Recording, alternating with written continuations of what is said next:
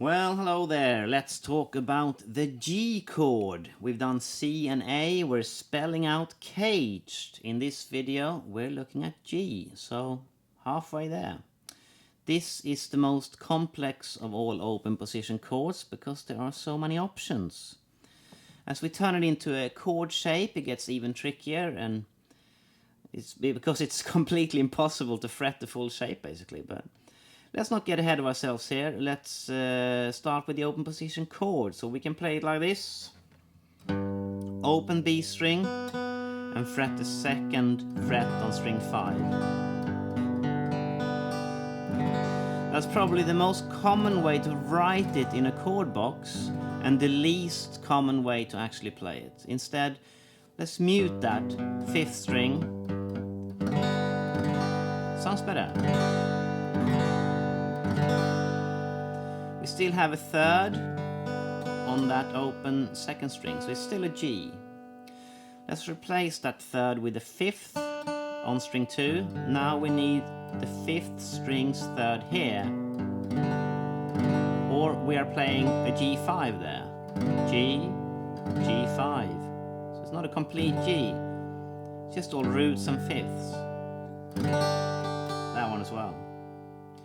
So as you can see here, there are loads of ways to play G, and what you need to do is work out what all intervals in this shape are. So let's look at that before we turn it into a chord shape. So that's root, 3rd, 5th, root, 3rd, 5th on the same string there, and then the root. Let's move this up to fret 8 and turn it into C chord. So that's not gonna work, right?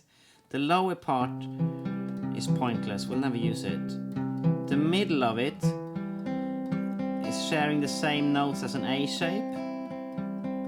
The top part is useful once we start extending it, so let's look at a few extensions here. We got major 7, we take the top root there and we lower it. Dominant 7, we lower it one more fret. 6 chord, lower it one more fret. sus4, we raise that 3rd. 7 sus4, we raise that 3rd and add that flat 7 again. So it becomes good once we start extending it, basically, but as a G there, that is just not possible. Let's build some scales. So here's the major pentatonic. 1, 2, 3, 5, 6. 1, 2, 3, 5, 6. 1, 2, 3, 5, 6. 1.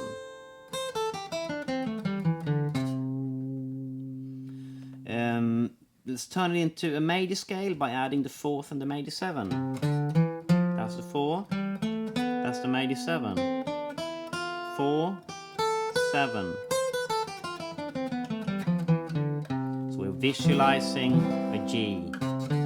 And we're adding all these intervals because we know where they are.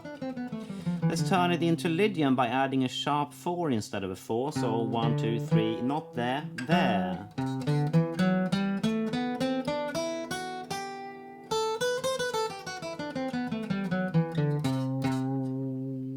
We never stop visualizing that G shape. And, let's be honest here, the G shape is not the best for chords. We can play them as small fractions, but it's just not the best shape. But for scales and arpeggios, it's just as good as any other shape. So let's look at the arpeggios as well. So here's the major 7 arpeggio. Root, 3rd, 5th, major 7, root, 3rd, 5th, major 7, root.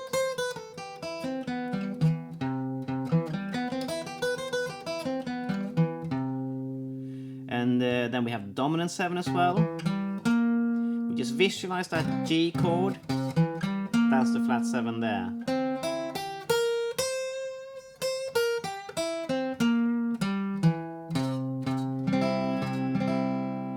So pretty similar to a C shape, actually. It's the same kind of layout, just a couple of more notes as the shape is bigger. To use it, to become friends with it, be it scales, chords or arpeggios, you need songs. So you can actually try it out in context, and the more songs, the better. So if you join me in the guitar courses, I will make sure you get to know your G chord and the G shape perfectly.